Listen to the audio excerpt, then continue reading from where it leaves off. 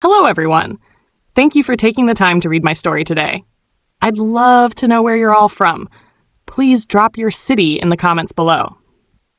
Now let me take you through what happened to me. It was a Thursday evening in late September. I remember because the air in Boston had that perfect crispness that makes you want to wear your favorite sweater and drink hot cider. I was sitting in my corner office on the 14th floor of our building, looking out over the city lights, feeling like I had finally made it.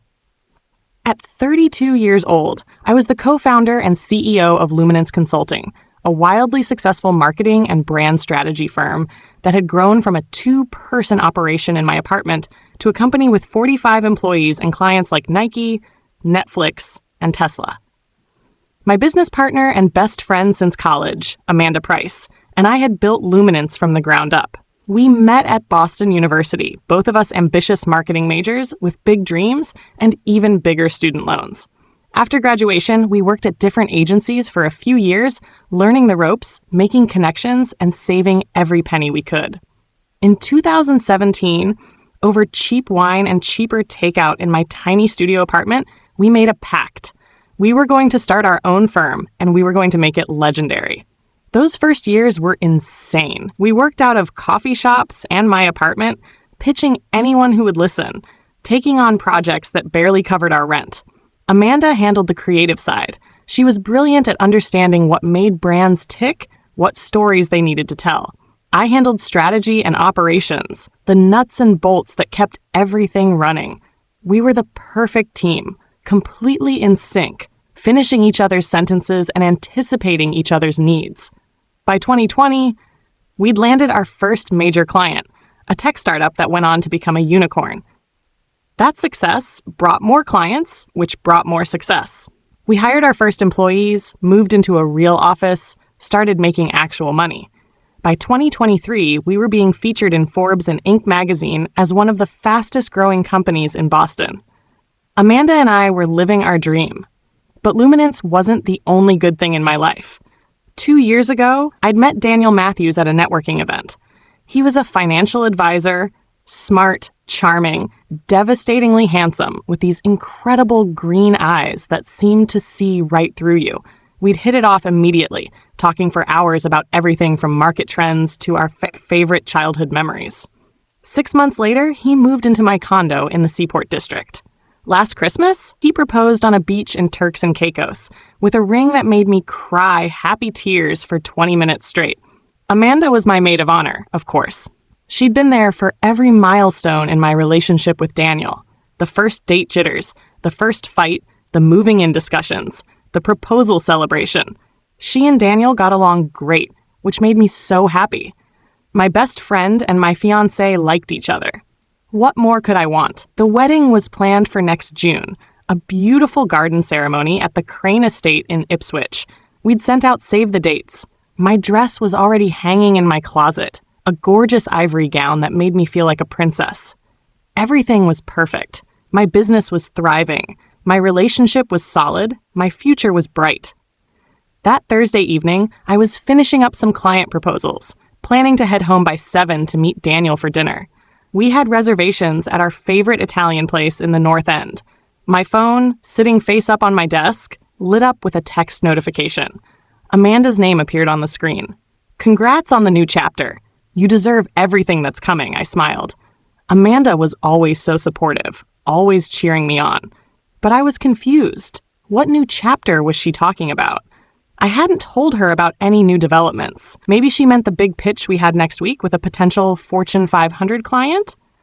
I texted back, "Thanks. What do you mean, though?" 3 dots appeared, showing she was typing. Then they disappeared.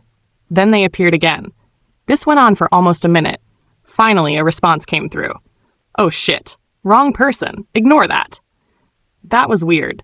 Amanda never sent texts to the wrong person. She was meticulous about everything. But I shrugged it off and went back to my proposal. I'd ask her about it tomorrow. My phone buzzed again. This time it was a photo from Amanda's number. I opened it without thinking. The image took me a few seconds to process.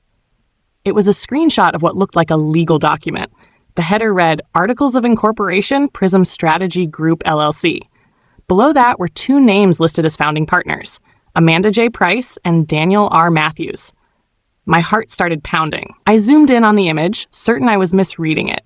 But no, those were definitely their names. My business partner and my fiancé had formed a company together, a marketing and strategy company based on the name, a direct competitor to Luminance. But why? When? How long had this been going on? Another text came through. Sarah, I'm so sorry. You weren't supposed to find out this way. Can we talk, please? My hands were shaking so badly I could barely type.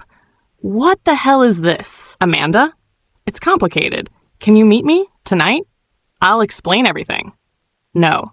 Explain now. The three dots appeared and disappeared several times. Finally, a long text came through. Okay, you deserve the truth. Daniel and I have been seeing each other for about a year. We fell in love, Sarah. It wasn't planned. It wasn't something either of us wanted to happen, but it did. We tried to stop it, but we couldn't. And the more time we spent together, the more we realized we wanted to build something together.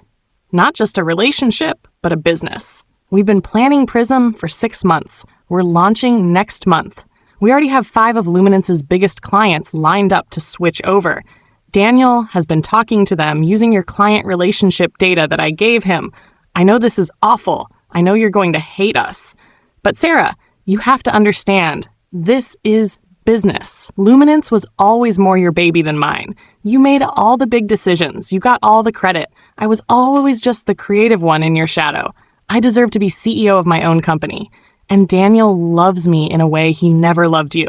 We're getting married next spring. I hope someday you'd be happy for us. I read that message 3 times. Then 3 more times. My brain couldn't process what it was saying. Amanda and Daniel, together. For a year. While he was living with me, while he was engaged to me, while I was planning our wedding, and they'd been planning to steal my company, using my client data, my relationships, the business I'd built from nothing. The room started spinning. I thought I might throw up. This couldn't be real. This had to be some kind of nightmare. Any second now I'd wake up and none of this would have happened. But I didn't wake up, because I wasn't asleep. Another text came through, this time from Daniel. Sarah, Amanda told me she accidentally sent you that text. I know you must be in shock right now. I'm sorry it happened this way. I was going to tell you this weekend. I've been trying to find the right words for weeks. The truth is, I'm not in love with you anymore. I haven't been for a while. Amanda and I connected on a level that you and I never did. She gets me in ways you don't. And yes, we've been building a business together because we make a great team. Better than you and Amanda ever were, if I'm being honest. I'm moving out this weekend. The ring is on the kitchen counter. I'm sorry, but this is for the best. You'll see that eventually. I sat there in my office, alone, as the sun set over Boston, and watched my entire life fall apart through text messages. I don't know how long I sat there. It could have been 10 minutes or 2 hours. The cleaning crew came through at some point and asked if I was okay. I must have said something because they left me alone. Eventually my phone rang. My mom. I didn't answer. It rang again. My sister Lauren. I let it go to voicemail. Then it hit me. They'd been planning this for 6 months. They'd been plotting to destroy me, to take my clients, to steal my business, all while pretending to be the people I trusted most in the world. Amanda, who I'd built a company with, who I'd shared every hope and fear with. Daniel, who I'd planned to spend my life with, who I'd trusted with my heart and my future. And then something else hit me. Something cold and clarifying. If they'd been planning this for 6 months, if they already had 5 clients lined up to switch over, if they'd formed an LLC and were ready to launch next month, they'd been playing me. Every conversation, every hug, every I love you, all of it had been a lie while they positioned themselves to take everything I'd built. The grief and shock crystallized into something harder, something sharper, pure, cold rage. They thought they could destroy me. They thought they could take my business, my clients, my fiancé, my future, and I'd just, what? Collapse? Cry? Give up? They had no idea who they were dealing with. I stood up from my desk, my hands steady now, my mind crystal clear. I walked over to my filing cabinet and pulled out a thick folder labeled Operating Agreement, Luminance Consulting, LLC. I'd read this document 100 times when we first formed the company, had our lawyer review every clause. Now I was looking for something specific. And there it was. Page 7, Section 4.3, Non-Compete and Non-Solicitation Agreement. Amanda and I had both signed this. It clearly stated that for a period of 3 years following any separation from the company, neither of us could start a competing business or solicit Luminance clients. The penalties for violation were severe. Immediate financial damages of $500,000 plus forfeiture of all equity in the company. Amanda owned 45% of Luminance. I owned 55%. If she violated the non-compete, her 45% would become mine. Luminance would be 100% my company. I picked up my phone and called our corporate attorney, Jennifer Walsh. It was after 8 p.m., but Jennifer was the kind of lawyer who always answered. Sarah? Everything okay? Jennifer, I need you to listen very carefully. I'm about to tell you something that cannot leave this phone call until I give you permission to act on it. Are we clear? Of course, attorney-client privilege. What's going on? I told her everything. The texts from Amanda, the screenshot of the incorporation documents, Daniel's confession, the plan to steal my clients. When I finished, there was a long silence on the other end. Holy shit, Jennifer finally said. Sarah, I'm so sorry. This is unbelievable. Can we sue her for violating the non-compete? Absolutely, and we'll win. The evidence is ironclad. She sent you the documentation herself. But Sarah, there's something else here. If Daniel has been using client data from Luminance to solicit business for their new company, that's theft of trade secrets. That's not just a civil matter. That could be criminal. My pulse quickened. Criminal? Yes. Massachusetts takes trade secret theft very seriously, especially in the tech and business consulting sectors. If we can prove he accessed Luminance's confidential client information without authorization and used it for his own business purposes, he could face charges. We're talking potential jail time. What do I need to do? First, don't respond to either of them. Not a single text, not a single call. Second, I need you to secure all of Luminance's data immediately. Change every password, revoke Amanda's access to all systems, lock down the client database. Can you do that tonight? Yes. Good. Do it now. Then I need you to forward me every text message, every email, any communication you have from either of them about this. Finally, I need you to go through your security logs and find out what data Daniel might have accessed. If Amanda gave him your login credentials, or if he accessed your computer when you weren't home, we need to document that. Jennifer, they were planning to launch next month. They said they already have 5 clients lined up to switch. What if those clients leave before we can stop this? They won't. As soon as we file the lawsuit and injunction, I'll personally contact every single one of your clients and inform them that they are being solicited by individuals who are violating legal agreements and potentially using stolen data. No reputable company wants to be associated with that kind of scandal. Trust me, they'll stay put. Okay, I can do this. Sarah, one more thing. I know you're hurting right now. I know this is devastating on a personal level, but you need to keep your emotions in check. Don't do anything impulsive. Don't confront them in person. Don't post anything on social media. This is going to be a legal battle, and we need to be strategic and smart. Can you do that? I thought about the rage burning in my chest, the desire to scream at them, to hurt them the way they'd hurt me. But I pushed it down. I could be emotional later. Right now, I needed to be ruthless. I can do that, I said. Let's destroy them. I spent the next 3 hours in my office, systematically dismantling Amanda's access to everything. I logged into our company's admin portal and revoked her credentials for our email system, our project management software, our client database, our financial systems. I changed every shared password to something she couldn't guess. I documented every change in a spreadsheet with timestamps. Then I went through our security logs. What I found made my blood boil. For the past 6 months, Amanda had been downloading client files, contracts, strategy documents, and financial reports. Thousands of files. She'd been building a complete mirror of our business, everything she'd need to launch a competitor. But that wasn't the worst part. The logs showed that someone had accessed our system from an unfamiliar IP address multiple times over the past 4 months. Always late at night, always accessing the same files Amanda had been downloading. I ran a trace on the IP address. It belonged to Daniel's apartment building. Amanda had given him her login credentials. Daniel had been systematically stealing my company's data from his own home while I slept next to him, completely unaware. I documented everything, took screenshots, and sent it all to Jennifer. Then I did something I'd been avoiding. I went home. The condo was dark when I arrived. Daniel's car wasn't in his parking spot. Good. I wasn't ready to face him yet. I walked inside, flipped on the lights, and there it was. My engagement ring sitting on the kitchen counter, exactly where he said it would be. Next to it was a note written on a piece of paper torn from a legal pad. Sarah, I'm sorry it ended this way. I never meant to hurt you. I hope you can move forward and find happiness. I've taken my things from the bedroom and bathroom. Everything else is yours. Please don't try to contact me. Daniel. I picked up the ring and looked at it. 3 months ago, this ring had represented my future, my happiness, my dreams. Now it was just a piece of expensive metal and stone that meant nothing. I walked to the window and looked out over Boston Harbor. The lights from the boats reflected off the black water. I thought about all the nights Daniel and I had stood at this window together, planning our future, talking about the life we'd build together. All of it had been a lie. I waited for the tears to come, for the breakdown that seemed inevitable. But they didn't come. Instead, I felt that same cold clarity from earlier, that same razor-sharp focus. They wanted to take everything from me. They'd tried to destroy me.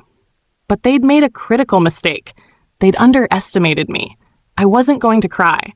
I wasn't going to collapse. I was going to fight. And I was going to win. I pulled out my phone and sent one text to Jennifer. I have everything we need. File the lawsuit first thing tomorrow morning. No mercy. Then I blocked both Amanda and Daniel's numbers, poured myself a glass of wine, and started planning my counterattack. The next morning, I arrived at the office at 6 a.m. I called an emergency meeting for 9 a.m. with all senior staff. By 8:30, the entire leadership team was assembled in our main conference room. Our creative director, our head of strategy, our operations manager, our finance director. Everyone except Amanda. Good morning, everyone, I said, standing at the head of the table. Thank you for coming in on short notice. I have some difficult news to share, and I want you to hear it from me before rumors start spreading. I could see the worry on their faces. They thought I was going to announce layoffs or budget cuts.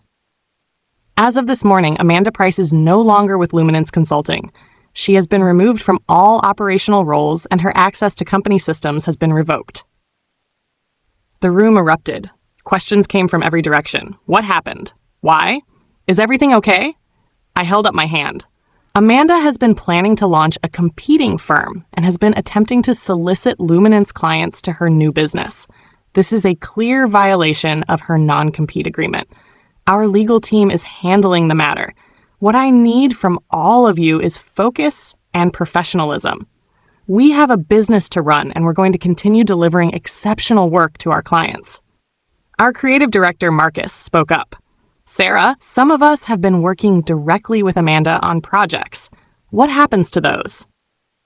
I'll be personally overseeing all of Amanda's active projects until we can redistribute them appropriately. If you need anything, come directly to me. We're not going to let our clients suffer because of one person's poor judgment. What about her ownership stake? This from our finance director, Helen. That's being addressed through legal channels. For now, assume I have full operational control of the company. Any other questions? There was a long silence. Finally, Marcus spoke again. Sarah, I just want to say, we're with you, whatever you need. Amanda was great, but you built this company. We believe in you. Others nodded in agreement. The support in that room, the loyalty from my team, gave me strength. Thank you, I said, and my voice cracked slightly for the first time. That means everything to me. Now let's get to work. At 10 a.m., Jennifer called me. The lawsuit is filed. We're suing Amanda Price and Daniel Matthews for breach of contract, theft of trade secrets, tortious interference with business relationships, and civil conspiracy. We're seeking damages, injunctive relief, and forfeiture of Amanda's equity stake. The process server is delivering the papers to both of them as we speak. How long until we get a hearing? The judge has granted us an emergency hearing for Monday morning on the injunction. We're asking the court them from launching Prism, from contacting any Luminance clients, and from using any data they obtained from our systems. Given the evidence you provided, I think we have a very strong case. And the criminal side, I've been in touch with an assistant district attorney I know. She's reviewing the evidence. If she thinks there's a case for trade secret theft under Massachusetts criminal statute, she'll open an investigation. But Sarah, I need to be honest with you. Criminal charges are harder to prove, and they take time. The civil case is our priority right now. Whatever it takes, Jennifer. I want them to pay for what they did. They will. Trust me. That afternoon, my phone started ringing off the hook. Word had gotten out somehow. Probably Amanda or Daniel trying to control the narrative. I had calls from mutual friends, from former colleagues, even from my mother, who'd heard through the grapevine that my engagement was off.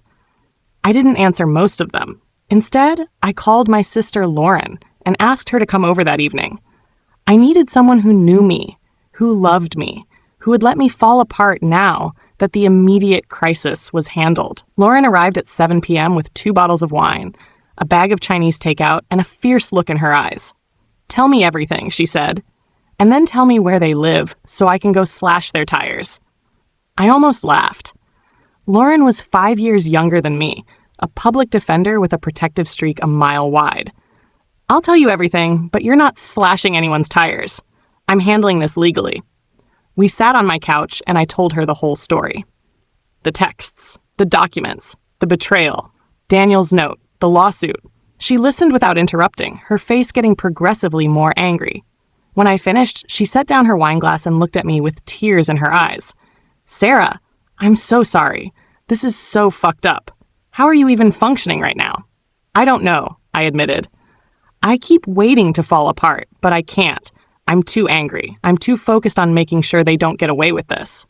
"They won't," Lauren said fiercely. "Not with you fighting back. But Sarah, you're allowed to be sad too. You lost your best friend and your fiancé in the same day. That's devastating, even if they were terrible people who didn't deserve you." That's when the tears finally came. Not dramatic sobs, just quiet tears rolling down my face while Lauren held my hand. We sat there for a long time, not saying anything, just being together. "Do you want to know the worst part?" I finally said. "I keep replaying every moment from the past year, looking for signs I missed. And they were there, Lauren. They were everywhere. The way Amanda would change the subject whenever I talked about wedding planning.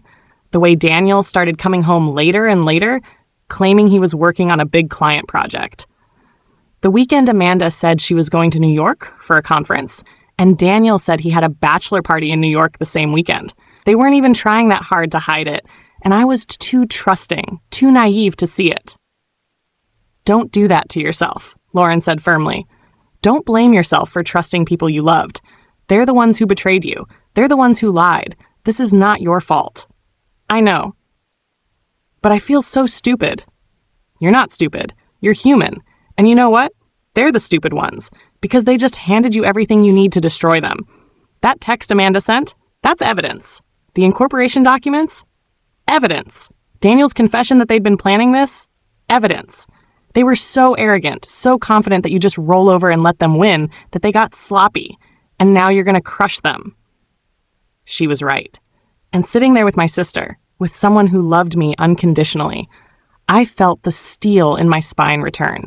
I was hurt, yes. I was heartbroken, absolutely. But I was also a fighter, and I was going to show Amanda and Daniel exactly what happened when you tried to destroy Sarah Chen. The weekend passed in a blur of legal preparation. Jennifer and I spent hours going through evidence, preparing for Monday's hearing. I wrote out a detailed timeline of everything I'd discovered. I printed out text messages, security logs, file download records. By Sunday evening, we had a case file 3 inches thick. Monday morning arrived. I dressed in my most severe power suit, black Armani, red heels, hair pulled back in a tight bun. War paint, Lauren called it. She'd insisted on coming with me to court for moral support. The courtroom was smaller than I expected, paneled in dark wood with uncomfortable benches. Amanda and Daniel were already there when I arrived, sitting with their lawyer on the opposite side of the aisle. Amanda looked pale and nervous, her usual confidence completely absent. Daniel wouldn't even look at me. Good. Let them be uncomfortable. Let them realize what they'd done. The judge, a stern-looking woman in her 60s named Judge Patricia Coleman, called the hearing to order. Jennifer stood up and presented our case, walking through the evidence methodically. The non-compete agreement that Amanda had violated, the theft of confidential data, the conspiracy to steal clients, the damage to my business. Amanda's lawyer, a slick-looking guy in an expensive suit, tried to argue that the non-compete was too restrictive, that Amanda had a right to make a living, that this was all a personal dispute being disguised as a business matter. Judge Coleman was not impressed. "Counsel," she said coldly, "I've reviewed the operating agreement your client signed. It's very clear. She agreed not to compete with Luminance Consulting for 3 years in exchange for equity in the company. She's violating that agreement. The personal relationship with the plaintiff's former fiancé is irrelevant to the legal issues." Then Jennifer dropped the bomb. "Your Honor, we have evidence that Miss Price provided her login credentials to Mr. Matthews, who then accessed Luminance's confidential client database from his personal computer on multiple occasions. This is theft of trade secrets under Massachusetts law. We're requesting that you refer this matter to the District Attorney's Office for criminal investigation." The courtroom went silent. Amanda's face turned white. Daniel looked like he might throw up. Judge Coleman reviewed the security logs Jennifer handed her. Her expression grew darker with each page. Finally, she looked up. "This is deeply troubling. Miss Price, Mr. Matthews, I'm granting the plaintiff's request for an emergency injunction. You are hereby prohibited from launching Prism Strategy Group or any competing business. You are prohibited from contacting any clients of Luminance Consulting. You are prohibited from using any data, files, or information obtained from Luminance Consulting. Violation of this order will result in contempt charges and potential criminal prosecution."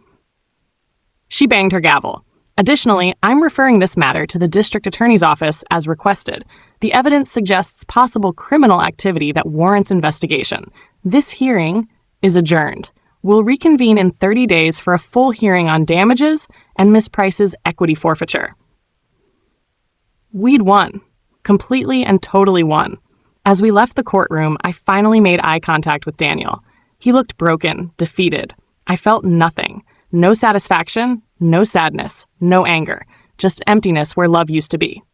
Amanda tried to approach me in the hallway. "Sarah, please, can we talk?" I never meant for. "Don't," I said quietly. "Don't you dare.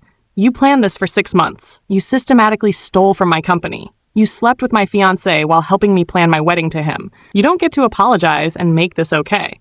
You don't get anything from me except what the judge orders you to give back."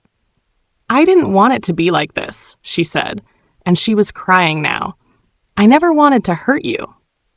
"Yes, you did," I said. "Because if you didn't want to hurt me, you would have come to me honestly. You would have told me you were unhappy with our partnership. You would have ended your friendship with me before sleeping with Daniel. You would have competed with me ethically instead of stealing from me. But you didn't do any of those things. You chose to destroy me instead. So now you get to live with the consequences." I walked away and didn't look back. Over the next few weeks, the full scope of their plan became clear. The district attorney did open a criminal investigation. During the discovery process for the civil case, we learned that Amanda and Daniel had been not just planning a competing firm, but specifically planning to destroy Luminance. They'd created detailed spreadsheets of our clients, ranking them by revenue and likelihood of switching. They'd drafted emails to send to each client full of lies about my management style and Luminance's financial instability. They'd even created a fake LinkedIn profile for a supposed former Luminance employee who would post negative reviews about the company culture. It was calculated. It was cruel. And it was all documented in their own files, which we obtained through the discovery process. Jennifer was right. They'd been arrogant and sloppy. They'd kept everything on Daniel's laptop, thinking it would never be found. But once the criminal investigation started, the DA got a warrant to seize his electronics. Every file, Every email, every text message, all of it became evidence. The criminal charges came in March. Daniel was charged with theft of trade secrets and computer fraud. Amanda was charged as an accomplice. Both of them pled not guilty and hired expensive criminal defense attorneys. But here's the thing about criminal trials. They're public. Every detail of their scheme, every lying text message, every stolen file, it all became part of the public record. The Boston tech community is small. Word spread fast. Neither of them could find work. Daniel's financial advising firm dropped him as a client. Amanda couldn't get hired at any reputable marketing agency because no one wanted to be associated with someone accused of trade secret theft. Prism Strategy Group never launched. Their dreams of building an empire together died before they even started. The civil trial concluded in May. Judge Coleman ruled in my favor on every count. Amanda was ordered to forfeit her entire equity stake in Luminance. Her 45% became mine. The company I'd built with her was now 100% mine. She was also ordered to pay $750,000 in damages, $500,000 for violating the non-compete, and $250,000 for the theft of client data and trade secrets. Daniel was jointly liable for the $250,000. Neither of them had that kind of money. Amanda had to file for bankruptcy. Daniel lost his condo. The criminal trial is still pending. Their lawyers have been trying to negotiate plea deals, but the DA isn't budging. She wants to make an example of them to show that Massachusetts takes trade secret theft seriously. Last I heard, they're looking at potential jail time if convicted. As for me, I'm not going to lie and say I'm completely healed or that everything is perfect. There are still hard days. Days when I see a couple walking hand in hand and feel that pang of loss. Days when I have a breakthrough idea and instinctively reach for my phone to text Amanda before I remember she's not my friend anymore. But mostly, I'm okay.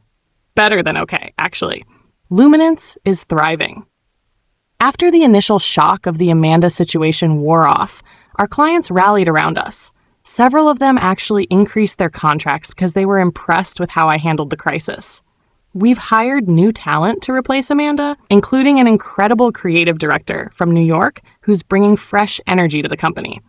Our revenue is up 40% from last year. We just signed our biggest client ever, a Fortune 100 company that chose us specifically because of how we handled adversity. I'm also learning to trust again, slowly. I've been seeing a therapist, Dr. Michelle Roberts, who's been helping me process the trauma of such a profound betrayal. She reminds me that Amanda and Daniel's actions say everything about them and nothing about me. That I'm not naive for trusting people I loved. That healthy relationships require trust.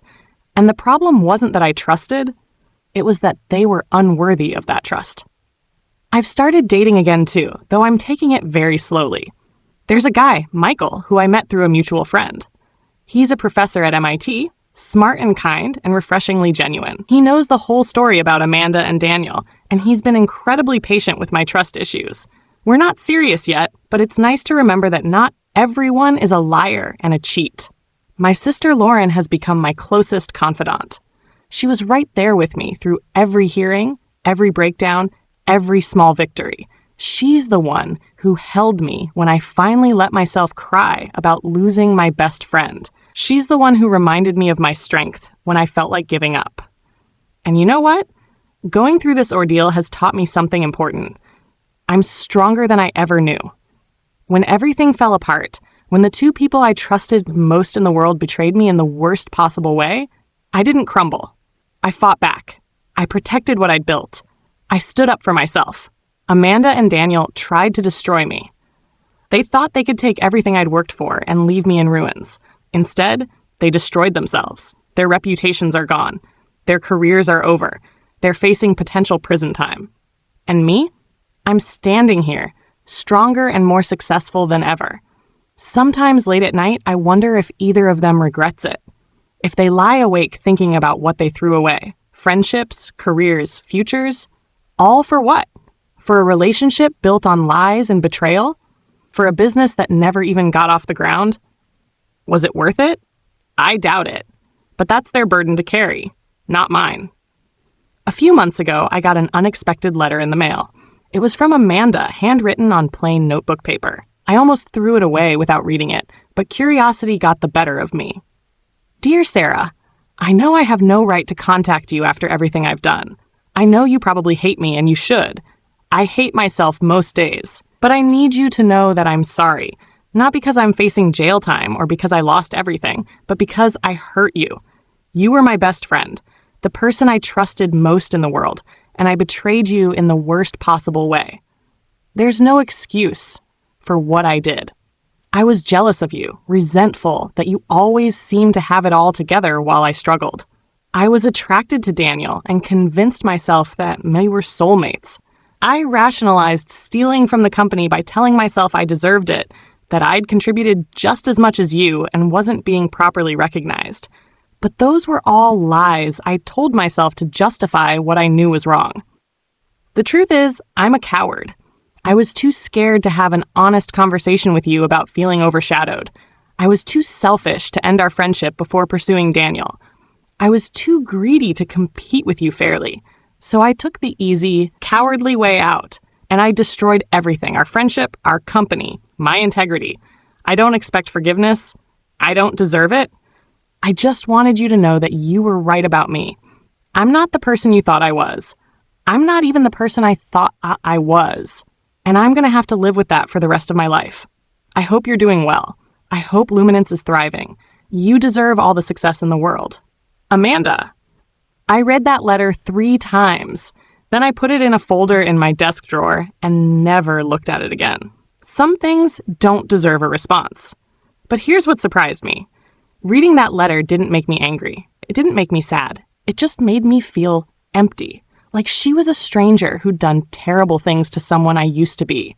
The Sarah who trusted Amanda, who considered her a sister, who would have done anything for her. That Sarah was gone. I was someone new now. Someone harder, but also wiser. Someone who understood that not everyone deserves your trust, your loyalty, your love. The criminal trial for Daniel and Amanda happened in September, almost exactly a year after that first devastating text message. I attended every day of the trial, sitting in the gallery with Lauren beside me. The prosecution built an airtight case. They showed the jury the security logs proving Daniel had accessed Luminance's systems without authorization. They showed the thousands of files Amanda had downloaded. They showed the detailed plans to destroy my company and steal my clients. Amanda and Daniel's defense team tried to paint it as a simple business dispute, a civil matter that had been improperly criminalized. But the evidence was overwhelming. The jury deliberated for less than 4 hours. Guilty on all counts. Daniel was sentenced to 18 months in federal prison and ordered to pay full restitution. Amanda got 12 months in community service, plus her restitution obligations. Both of them will have felony records for the rest of their lives. I watched them being led away in handcuffs, and I waited to feel something. Triumph, maybe. Satisfaction, justice. But all I felt was tired. So incredibly tired. This battle had consumed a year of my life. A year of lawyers and court dates and depositions. A year of reliving the betrayal over and over again. A year of fighting. But it was over now. Finally, truly over. After the sentencing, reporters cornered me outside the courthouse. They wanted a statement, wanted to know how I felt about the verdict. I kept it brief. I'm grateful that justice was served. What Amanda Price and Daniel Matthews did wasn't just a personal betrayal. It was a crime that could have destroyed a business and hurt dozens of innocent employees. I hope this case sends a message that trade secret theft has serious consequences. Now, if you'll excuse me, I have a company to run. That evening, I did something I hadn't allowed myself to do in a year. I turned off my phone, poured myself a very expensive glass of wine, and sat on my balcony watching the sunset over Boston Harbor. I let myself feel everything I'd been holding back. The grief, the anger, the hurt, the loss. I cried for the friendship that had died. I cried for the future I'd planned with Daniel that would never happen. I cried for the naive woman I'd been a year ago who thought she had it all figured out. And then, when I was done crying, I made myself a promise. I wasn't going to let this define me. I wasn't going to become bitter or cynical or closed off. Amanda and Daniel had taken enough from me. They weren't taking my ability to love, to trust, to dream. The healing process was slow. I threw myself into work, which helped.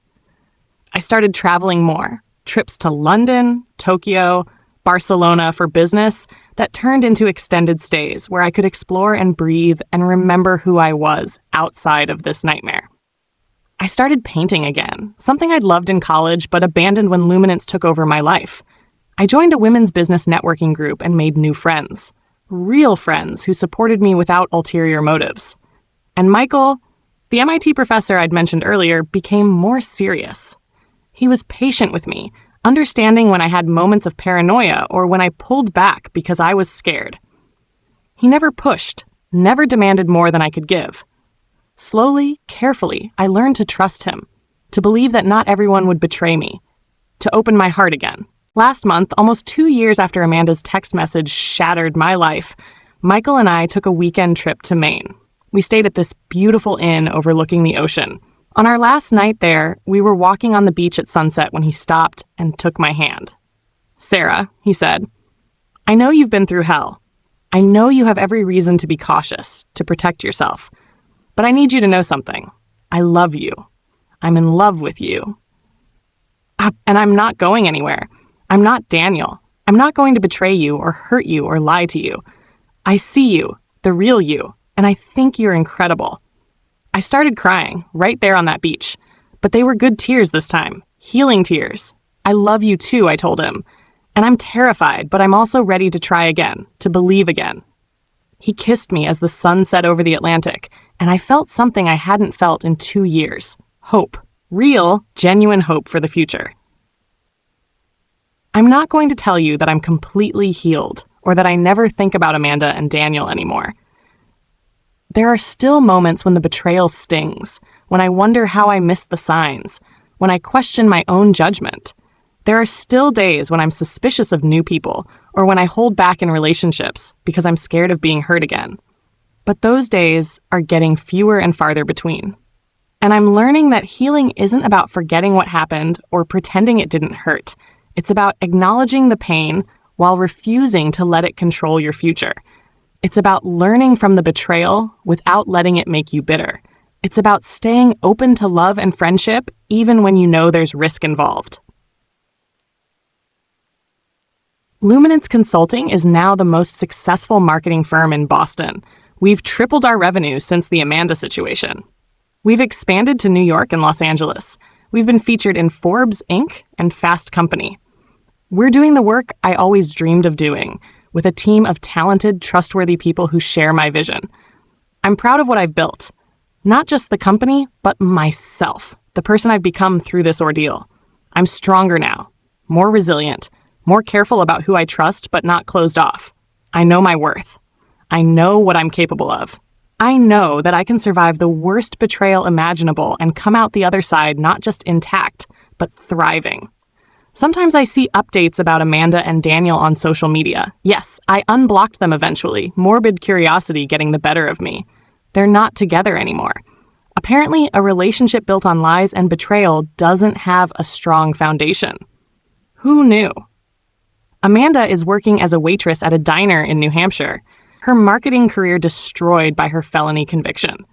She's filed for bankruptcy twice. Her social media posts are full of inspirational quotes about redemption and second chances, which would be touching if she'd shown even a hint of genuine remorse to the people she actually hurt. Daniel works at his father's hardware store in Vermont. His financial advising license was revoked. His wife, yes, he got married to someone new about 6 months after he got out of prison because some people never learn, left him after a year. He looks tired and defeated in his photos. Good. I know I'm supposed to feel sorry for them, or at least not take pleasure in their downfall. But I'm only human. They tried to destroy me, and they failed. They destroyed themselves instead. That's not my fault, and I'm not going to feel guilty about it. Last week, something interesting happened. I got an email from a woman named Jessica Tran. She said she was Daniel's ex-wife, the one who left him after a year. She wanted to meet me for coffee. I was skeptical, but my curiosity won out. We met at a Starbucks in Cambridge.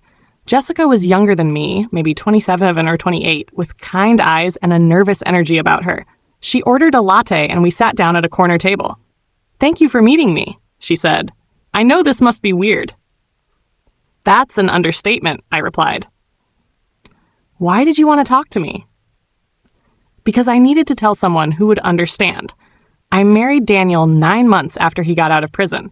He told me this whole story about being wrongly convicted, about being the victim of a vindictive ex-girlfriend who destroyed his life because he fell in love with someone else. He was charming and convincing, and I believed him. I felt my chest tighten. "Let me guess. He cheated on you too?" She nodded, tears in her eyes. With his physical therapist, I found texts on his phone, and when I confronted him, he didn't even really deny it. He just said I was overreacting, that it was just flirting, that I was being paranoid like you were. That's when I started looking into what actually happened with you and Amanda. I found the court records, the trial transcripts. I realized everything he'd told me was a lie. "I'm sorry," I said, and I meant it. That must have been devastating. It was, but it also made me so angry. At him, yes, but also at myself for being so stupid, for not doing my research before I married him. And I wanted to apologize to you. Apologize? For what? For believing his lies about you. For thinking you were the villain in his story when you were actually the victim. For not seeing what kind of person he really was. She pulled out an envelope from her purse, and I wanted to give you this. I opened the envelope. Inside was a check for $5,000. "I don't understand," I said. "When I divorced Daniel, I got half of everything, including half of his inheritance from his grandfather. I know he owes you hundreds of thousands in restitution that he'll probably never pay. This is just a small piece of that, but it's what I can afford. I wanted you to have it." I was stunned. "Jessica, you don't owe me anything. Maybe not legally, but morally, I was married to the man who helped destroy your life. I benefited from that marriage, even briefly, and I want to make it right, at least in some small way." We talked for another hour. I told her my side of the story, the whole truth about what Amanda and Daniel had done. She cried. She apologized again and again. And by the end of our conversation, I realized something surprising. I didn't hate her. I actually felt sorry for her. She'd been deceived by Daniel, just like I had been. She was another victim of his lies. I took the check, not because I needed the money. Luminance was doing well enough that $5,000 was negligible, but because I could see how important it was to Jessica, how much she needed to feel like she'd done something to make amends for unknowingly being part of Daniel's life after what he'd done to me. "Thank you," I told her. "And Jessica, don't beat yourself up for believing him. He's a good liar. That's what makes people like him so dangerous. You got out, and you're moving forward. That's what matters." We hugged before we left. I don't know if I'll ever see her again, but I'm glad we met. It was a reminder that I wasn't the only person Daniel and Amanda had hurt with their choices. Their betrayal had ripple effects, touching lives beyond just mine. I donated Jessica's $5,000 to a charity that supports women in business. It felt like the right thing to do, taking something born from that whole terrible situation and turning it into something positive. If you're still with me, thank you for reading this far. I know it's been a long story and not always an easy one to hear, but I wanted to share it because I think there's something important in it. Something beyond just my personal drama. Betrayal is one of the worst things a human being can experience. When someone you love, someone you trust completely, deliberately hurts you for their own gain, it's soul-crushing. It makes you question everything, your judgment, your worth, your ability to ever trust anyone again. But here's what I learned. You can survive it. You can come out stronger on the other side. You don't have to let the people who betrayed you win by becoming bitter or broken or closed off from the world. Fight back. Protect yourself. Use every legal tool available to you. Don't let them get away with it just because you're hurt or tired or scared. Stand up for yourself with everything you have. But also eventually, let it go. Not for their sake. They don't deserve your forgiveness or your peace. For your sake. Because carrying that anger and pain forever will only hurt you. They've already taken enough from you. Don't let them take your future too. Trust again when you're ready. Love again. Dream again. build again, because the alternative, closing yourself off, never letting anyone in, living in fear of being hurt, that's not living at all. That's letting them win. And most importantly, know your worth. I spent so many months after the betrayal wondering what was wrong with me, why I wasn't enough for Daniel, why Amanda resented me so much. But the truth is, their actions were never about me. They were about their own weaknesses, their own character flaws, their own poor choices. I'm enough. I've always been enough. And the right people like Lauren, like Michael, like the incredible team I work with every day, they see that. They value it. They would never betray it. If you're going through something similar, if someone has betrayed you in a way that feels insurmountable, please know this. It gets better. Not immediately, not easily, but it does get better. One day you'll wake up and realize you went a whole day without thinking about them, then a whole week, then longer. One day you'll be happy again. Really, truly happy. Not in spite of what happened, but because you survived it, because you fought back, because you refused to let them destroy you. That's where I am now. Happy. Genuinely happy. My business is thriving. My relationship with Michael is strong and healthy. I have real friends who love and support me. I have a future that's bright and full of possibility.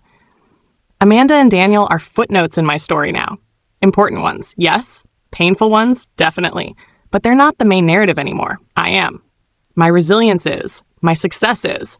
They tried to write my ending, but I took back the pen and I'm writing my own story now. And it's a damn good story.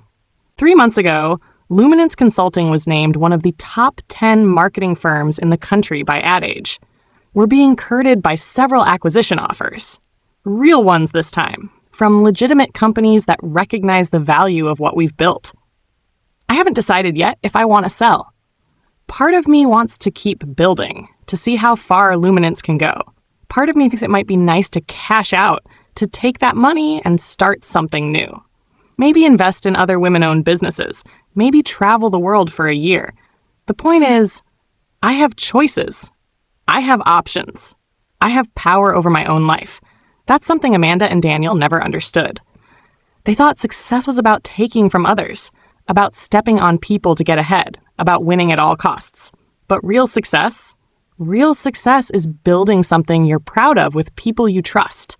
It's treating others with integrity and respect. It's being able to look at yourself in the mirror and like who you see. It's having people in your life who love you for who you really are, not for what they can get from you. I have that now, and no one can take it away from me. Last week, on the 2-year anniversary of that text message that changed everything, I did something symbolic. I took my old engagement ring, the one that had been sitting in a drawer for 2 years, and I had the diamond reset into a new piece of jewelry. Not a ring, a pendant. And I had the jeweler engrave something on the back. She survived. I wear it every day now, not as a reminder of the pain, but as a reminder of my strength. I survived the worst betrayal imaginable. I fought back, I won, I rebuilt, I'm thriving. And if I can do it, you can too. So, if you're reading this, and you're in the middle of your own betrayal, your own nightmare, your own battle, hold on. Keep fighting. You're stronger than you know. You're more resilient than you think. You will get through this. And when you do, when you're standing on the other side looking back at everything you survived, you're going to be so proud of yourself. You're going to realize that the person who hurt you didn't break you. They just revealed your strength. That's my story.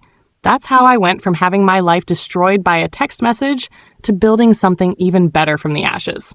It wasn't easy. It wasn't quick, but it was worth it. I'm Sarah Chen. I'm the founder and CEO of Luminance Consulting. I'm a survivor of betrayal. I'm a fighter. I'm happy. And I'm just getting started. Thank you for reading my story. Please leave a comment below letting me know where you're from and whether you've ever experienced something similar. Your stories matter too. And if you're going through something hard right now, know that I'm rooting for you. We're all rooting for you. You've got this, I promise. Now, if you'll excuse me, I have a company to run, a boyfriend to cook dinner with, and a life to live. A really, really good life. And Amanda and Daniel? They can watch from wherever they are as I continue to succeed and thrive without them. That's the best revenge of all. being happy and successful while they're still dealing with the consequences of their choices. Living well truly is the best revenge, and I'm living incredibly well. Take care of yourselves, everyone. Remember your worth, fight for what's yours, and never ever let someone else's betrayal define who you are or what you can become. You are enough. You always have been. And you're going to be okay. Better than okay. You're going to be amazing. I know I am.